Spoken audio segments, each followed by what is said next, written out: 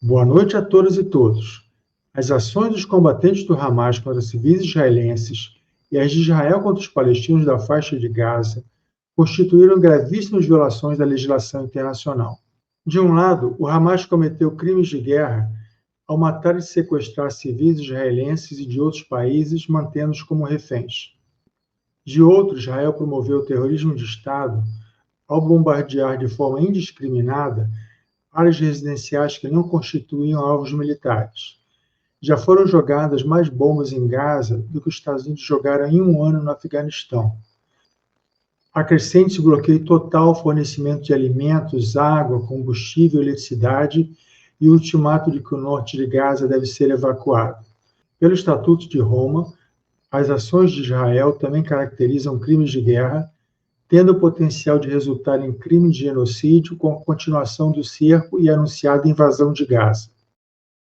Os dois lados deveriam ser condenados de forma inequívoca por todos os líderes políticos. Mas que não haja qualquer dúvida, os palestinos têm direito de recorrer à luta armada contra a dominação e a opressão a que vêm sendo submetidos, seja diretamente por sucessivos governos de Israel ou pelos colonos israelenses com a tolerância e beneplácito do Estado judaico.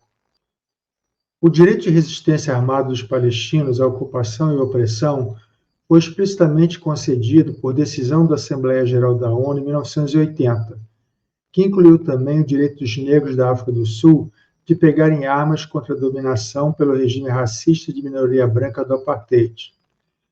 É, portanto, uma falácia a acusação que as ações do Hamas se deram sem provocação prévia vinda dos israelenses.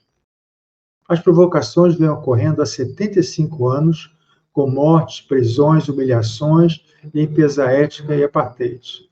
É evidente que o direito de resistência não justifica ações contrárias ao direito humanitário promovidas pelo Hamas ou por outros grupos palestinos. Os líderes do Ocidente foram rápidos em condenar o Hamas, mas relutam em condenar Israel, mesmo constatando o sofrimento e o aumento de mortes de civis palestinos. Israel promoveu por dezenas de anos uma política de limpeza étnica e de apartheid, sem que sofresse condenação da maioria das lideranças europeias. Os políticos europeus se boam de medo de serem taxados de antissemitas e terem suas carreiras prejudicadas pelo lobby de Israel. Esta mesma União Europeia, que agora proíbe e reprime manifestações pró-palestinas em seus países e ainda hesita em condenar Israel pelo bloqueio total imposto a Gaza e pelo ataque anunciado que pode conduzir a um genocídio de proporções imprevisíveis. Essas imagens são da repressão a uma manifestação em Paris. Mas proibições e repressões também ocorreram no Reino Unido, Alemanha e Holanda. O atual bloqueio leva ao extremo o bloqueio introduzido em 2007, quando o Hamas chegou ao poder em Gaza. Vamos fazer agora um breve retrospecto. Gaza fazia parte do território ocupado por Israel na Guerra de 67. Os israelenses saíram da região em 2005 no governo de Ariel Sharon. Em protesto, Benjamin Netanyahu deixou o cargo que ocupava como ministro das Finanças no gabinete Sharon. Em janeiro de 2006, o Hamas conseguiu garantir a maioria dos assentos do Conselho Legislativo palestino. Hamas e Fatah formaram um governo de coalizão que durou pouco e rompeu a violência entre os dois grupos.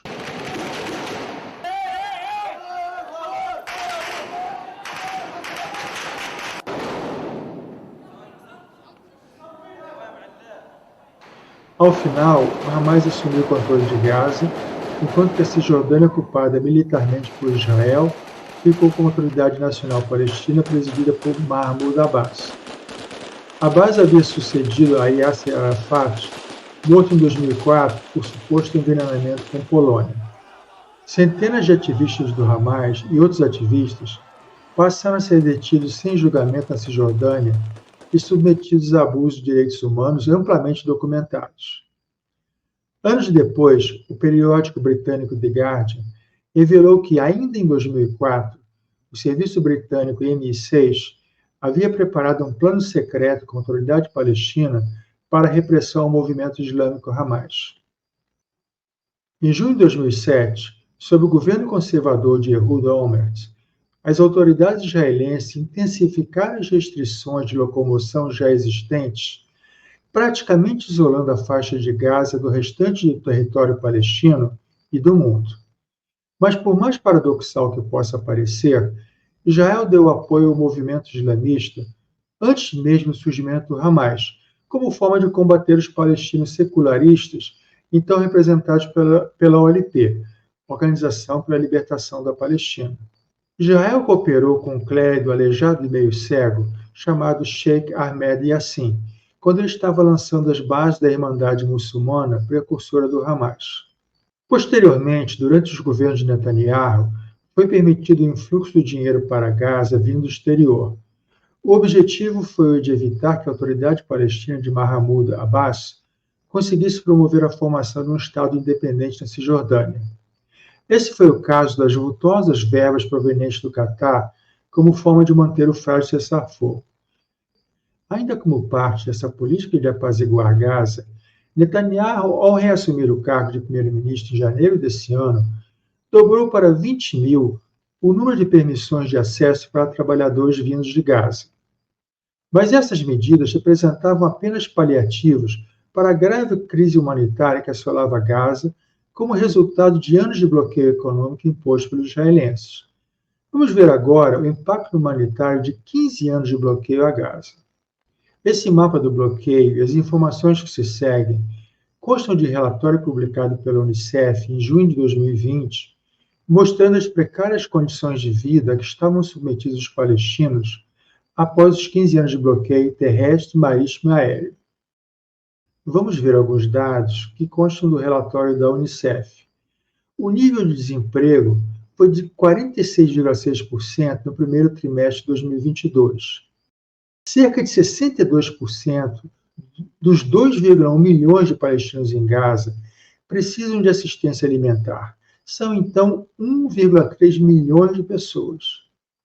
31% das famílias de Gaza têm dificuldades financeiras para atender às necessidades básicas de educação. 78% da água encanada em Gaza é imprópria para consumo humano.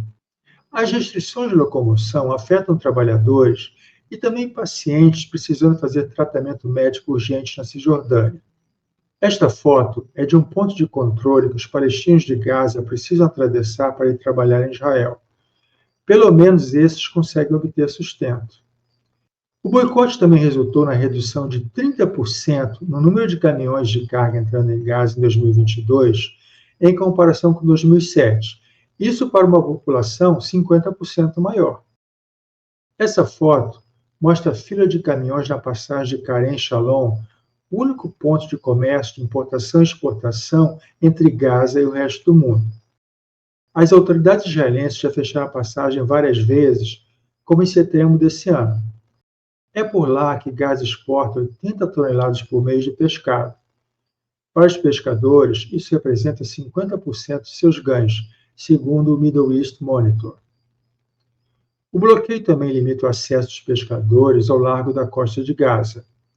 Não bastasse isso, o bloqueio impede os pescadores de comprar motores, hélices, fibra de vidro e muitos outros itens necessários para reparar os barcos e manter a frota pesqueira ativa, prejudicando assim o setor, que é vital para a economia da faixa.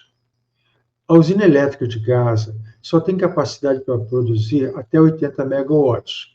120 megawatts são comprados de Israel. Esse total só atende a cerca de 50% da demanda. Então, Gaza já vinha convivendo com custos de energia que duravam cerca de 11 horas por dia. A faixa de Gaza constitui uma verdadeira prisão ao ar livre. Mas não é apenas em Gaza que o povo palestino vem sendo submetido a privações ao longo dos anos. O mesmo acontece com os palestinos cidadãos de Israel e os residentes da Cisjordânia. Vamos ver agora se são procedentes as acusações de que Israel promove um regime racista de apartheid, como havia na África do Sul antes da presidência de Nelson Mandela. Como tem quem defenda Israel dessa acusação, procurei por pareceres difíceis de serem refutados.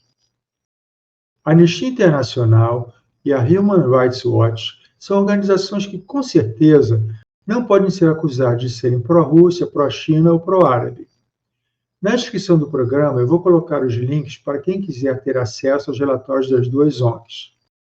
Human Rights Watch publicou um amplo relatório em 2021 em que acusa Israel de cometer o crime de apartheid contra os palestinos.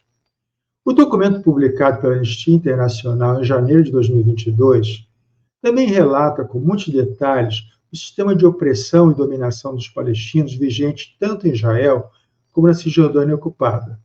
Aqui vemos a demolição de casas palestinas em Massaferiata, nas colunas do sul de Hebron, na Cisjordânia. A demolição de casas de palestinos e a expulsão deles de suas terras fazem parte dessa política. Consta no relatório: são instituídas leis, políticas e práticas que visam manter um sistema cruel de controle sobre os palestinos, que os deixaram fragmentados geográfica e politicamente, frequentemente empobrecidos e em constante estado de medo e insegurança. Isso equivale ao apartheid proibido no direito internacional e que constitui crime contra a humanidade. O relatório, com cerca de 280 páginas, conclui com dezenas de recomendações, das quais citarei apenas algumas. Ao Conselho de Segurança da ONU: impor sanções contra os agentes de Israel mais implicados no crime de apartheid, impor um amplo embargo de armas a Israel. A Assembleia Geral da ONU: restabelecer o Comitê Especial contra o Apartheid. Ao escritório do promotor do TPI, do Tribunal Penal Internacional: considerar a aplicabilidade do crime contra a humanidade por apartheid aos crimes cometidos desde 2014 nos territórios palestinos ocupados. A propósito do TPI, em 3 de março de 2021, a então procuradora-chefe Fatou Bensouda, mesmo após sofrer muitas pressões, resolveu abrir uma investigação sobre crimes de guerra nos territórios palestinos, incluindo aqueles alegadamente cometidos por Israel e pelo Hamas durante as hostilidades de 2014 em Gaza. Mas o seu substituto, o britânico Karim Khan, travou as investigações. Na crise atual, com a ameaça de genocídio em Gaza, Karim Khan foi muito cobrado por ficar em silêncio. Finalmente ele se pronunciou para declarar que o TPI tem jurisdição sobre potenciais crimes de guerra perpetrados por militantes do Hamas em Israel e israelenses na faixa de Gaza, o que era o óbvio. O jornalista israelense Gideon Levy, membro da direção do jornal Haaretz, defende um amplo boicote a Israel pela comunidade internacional, nos moldes do chamado movimento BDS: boicote, desinvestimento e sanções. Nas palavras dele: quando vejo que não há esperança vinda de dentro da sociedade israelense, então o BDS é a única ferramenta eficaz. Pelo menos não é uma ferramenta violenta, não tem a ver com derramamento de sangue. A questão que se coloca para o futuro é se é possível a conciliação de palestinos e judeus. Infelizmente, a situação talvez tenha que piorar muito antes de melhorar. Terminado o conflito atual, muito provavelmente Netanyahu não conseguirá se manter no poder. A esperança de uma paz justa passa pela formação de um governo de Israel sem a presença da extrema-direita ultranacionalista. Mas precisamos lembrar que mesmo os governos de esquerda tiveram sua parcela de culpa pelos palestinos não possuírem sua pátria hoje. Talvez seja preciso haver uma forte pressão externa para uma solução justa ser alcançada. E o boicote BDS a Israel poderá ajudar nesse processo de pressão. E do lado palestino, seria preciso a ascensão de lideranças comprometidas com a convivência pacífica com os judeus. Se as prisões israelenses forem abertas para libertar os prisioneiros palestinos, poderemos ter a grata surpresa de descobrir um Nelson Mandela palestino mantido no cárcere. O já falecido ativista israelense e herói de guerra de 1948, Uri Avner, acreditava que Marwan Barghouti poderia ser o Mandela palestino. Barghouti acreditava na convivência dos estados palestino e judaico e, assim como Mandela, ele era um homem de paz. Mas, assim como Mandela, ele também acreditava no uso da violência contra os opressores. Ele foi condenado à prisão perpétua por atos de violência cometidos pela organização Tanzim. Ele talvez pudesse liderar os palestinos em uma nova etapa de convivência harmoniosa com os judeus. Talvez o principal problema a superar seja que a solução de 2 estados preconizada pela partilha aprovada na ONU pode ter se tornado inviável, pelo menos nas fronteiras originais, já que as terras dos palestinos vêm sendo tomadas ao longo dos anos. Agora eles ocupam apenas 22% da Palestina histórica. A concepção de um único Estado, onde conviveriam judeus e palestinos, também parece um sonho muito distante, porque a questão demográfica representa um pesadelo para Israel. Com direitos iguais de voto, os palestinos chegariam eventualmente ao poder, algo inimaginável para a maioria dos israelenses judeus. Mais recentemente, vem crescendo a ideia de uma confederação de duas nações, batizada por alguns de Confederação da Terra Santa.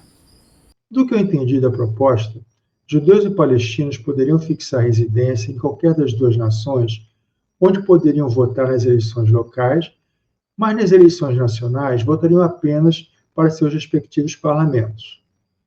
Mas isso é tema para outro programa, então ficamos por aqui. Espero que vocês tenham gostado do programa, peço que deem os likes, divulguem o programa e se inscrevam nos canais da TV Chacoalhando e da TV GGN. Lembro também que as contribuições podem ser encaminhadas aos nossos parceiros da TV GGN através da chave de Pix, jornalggn@gmail.com.